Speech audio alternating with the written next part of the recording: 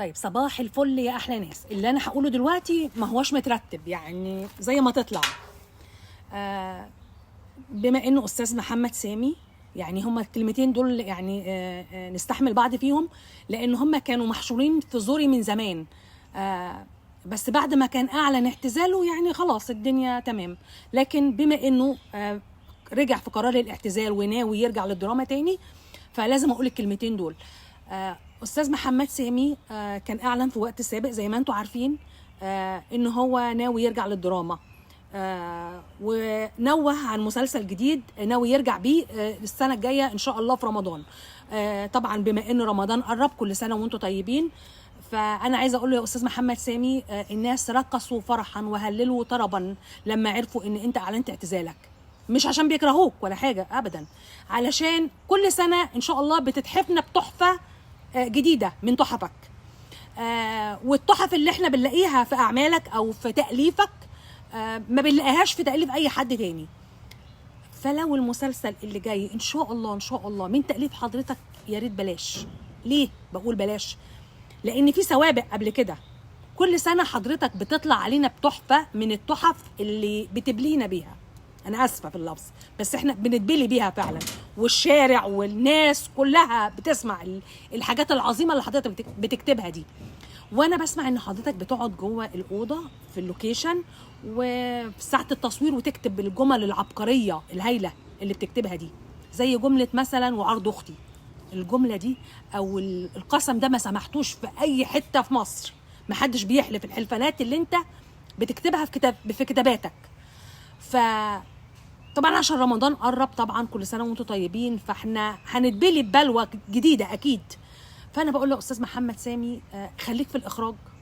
على فكره هتقولي لي انت مين عشان تقولي؟ انا واحده من الناس العاديه او الجمهور العادي المتلقي العادي اللي المفروض حضرتك بتعمل الاعمال دي عشانه. انا واحده من الناس دي. فلو العمل ده من تاليفك، ف يعني اصرف نظر عنه، لان حضرتك من سوابق قبل كده كان في جعفر العمده. يا سلام، جعفر العمده ده على فكره مصر كلها اتفرجت عليه. كانوا حابين القفلات والسسبنس والدراما اللي بتحصل في قفله كل مسلسل. بس هل الناس هترجع تعيده تاني؟ مش ممكن هترجع تعيده تاني. اتعمل نفس المسلسل لنور الشريف والناس عادته واتفرجت عليه تاني على فكره، كان بس ما كانش بالافكار ولا كان الافوره اللي بتعملها في مسلسلاتك. كان معمول بطريقه حلوه، وكانت ماجده زكي هايله، وكلهم كانوا حلوين مع بعض، والقصه كله كان هايل. انما جعفر العمده قصه، بس جعفر العمده قصه خياليه حقيقي. ستات وراجل غني متجوز 4 ستات وكلهم بيحبوه وبيموتوا فيه، يعني ولا حسين فهمي. وبعد كده يقعدهم في بيت واحد موافقين، يحرمهم من الخلفه عشان سبب لا منطقي في الدراما بتاعتك انت بس. ان هو خسر ابنه زمان ومراته سقطت، او زي ما ادعت كده في المسلسل.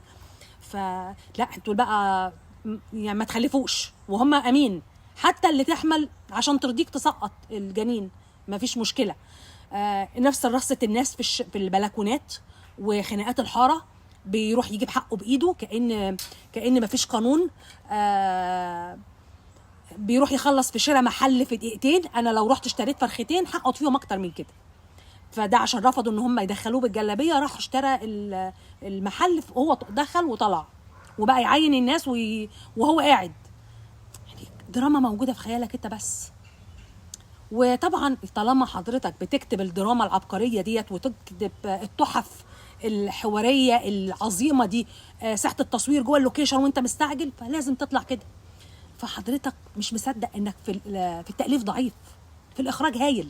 كان عندك مسلسل آدم ومسلسل مع سبق الإصرار، الاتنين كانوا هايلين، بس ما كانوش من تأليفك، كانوا من إخراجك بس. فلو حضرتك تركز في الإخراج والله العظيم هتبقى هايل هايل. هتقولي لي يعني انت مين تاني؟ أنا واحدة عادية من الناس، من الجمهور العادي المتلقي العادي. لو مش مصدق برضو انك بتتحفنا كل سنه بتحفه يعني بتنزل على دماغنا، تعالى مثلا نبص الناس الاغراب. يا ايه المسلسل ده؟ 2 شكلهم غريب جدا، بيلعبوا بالنار زي ما يكونوا بيلعبوا بالبلي. بيشتروا الذهب بالشوله، بيتخانقوا على الكونتيسه او السفيره عزيزه طول المسلسل. وكره من ناحيه واحد فيهم غير مبرر، كره من ناحيه الاثنين غير مبرر، ومش عارفه طالع كاره ده. وطول المسلسل قاعدين نسمع 30 حلقه عمالين هيحصل ايه، هيحصل مين، هيخلص على مين. في الاخر ايه ده، ايه القفله دي؟ ده بيقتل ابن ده وده بيقتل ابن ده، وهي بتمشي نكشه شعرها في الشوارع وتقول قتلوا عيالي. والمكياج حتى كمان بتاع الابطال غريب وشكله غريب. يعني هي دي الدراما، هي دي الدراما المصريه. تعالى مثلا نروح للكارثه بتاعت السنه اللي فاتت. انا اسفه بسميها كارثه لان هي كده فعلا، بتاعت سيد الناس. يا سيد الناس ده ايه؟ برضو نفس الخناقات ونفس لمه البلكونات والشارع والخناقات اللي في الحاره. مش عارفه الحاره دي اللي في دماغك دي جايبها منين؟ الحاره دي موجوده عندك انت بس، موجوده في دماغك انت بس. اب بيتجوز الخدامه بتاعته ويخلف منها، وبعد كده بيجيبوا لمراته التانيه ويقول لها انت اللي تربيه. مش عارفه امه ما تربيهوش ليه، مش عارفه. وبعدين بعد ما وهي تكرهه وتخلي عيالها يكرهوه، وهو بيعمل حاجات حلوه معاهم طول المسلسل وهم لسه كارهينه. على فكره هو اللي ما بيتعلمش من غلطاته يبقى ما بيفهمش. انا عن نفسي يعني مستحيل يعني كنت اتفرج عليه، بس انا شفت لقطات وعرفت الحكايه كده عشان كان في ناس متابعينها يعني، فعرفت بقى القصه والدنيا ماشيه ازاي. فكانت بتيجي لقطات قدام عيني، ولما شفت الممثلين بيتكلموا بالطريقه الغريبه وبالشكل الغريب اللي انت مصوره ده يعني، فقلت يعني هو كارثه. انا اسفه يعني زي السنين اللي فاتت.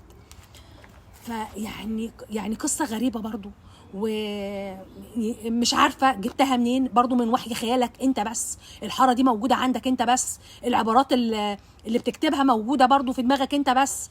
يعني لو تشوف بقى، لو تراجع اسامه انور عكاشه اعماله، انا اسفه مش هقارن لان شتان بين هذا وذاك. يعني اسامه انور عكاشه لو تشوف ابيات الشعر اللي كانوا بيقولها خالد زكي مثلا ونسرين وهم مع بعض لما كانوا في المكتب، ايه ده؟ معرفش يعني جمله كلها تدرس. اسامه انور عكاشه انا اسفه ان انا متحيزه له، بس هي دي الحقيقه.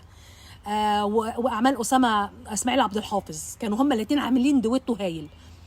كمان على فكره لو تلاحظ انت، لو جيت على اي سهره دراميه هتشوف في اليوتيوب هتلاقي ان الناس كلها بتقول فين بتترحم على الزمن ده، الزمن اللي احنا خسرناه ده، زمن اسامه انور عكاشه، وان احنا خلاص ما بقاش فيه غير البلطجه والمخدرات والناس اللي بتتكلم بطريقه غريبه، ما بقاش فيه غير ده بس. فانت حضرتك مش عايز تقتنع انك في الاخراج مالكش فيه، وانك في التاليف يا ريتك تبقى قصدي في التاليف مالكش في التاليف وانك ليك في الاخراج بس. فانا مش عارفه اعمل ايه عشان اقنعك، وانا جبت لك كذا نموذج من مسلسلات كتير عملتها يعني حقيقي اتبلينا بيها، ومصر كلها والعالم العربي اتبلى بيها السنين اللي فاتت. انا اسفه لو كنت قاسيه في النقد بتاعي، بس بصراحه يعني اعتقد الكلام ده جوه ناس كتير، وده ظهر من ان هم هللوا لما عرفوا انك اعتزلت. فارجو ان المسلسل السنه الجايه يعني تراعي ربنا فينا شويه.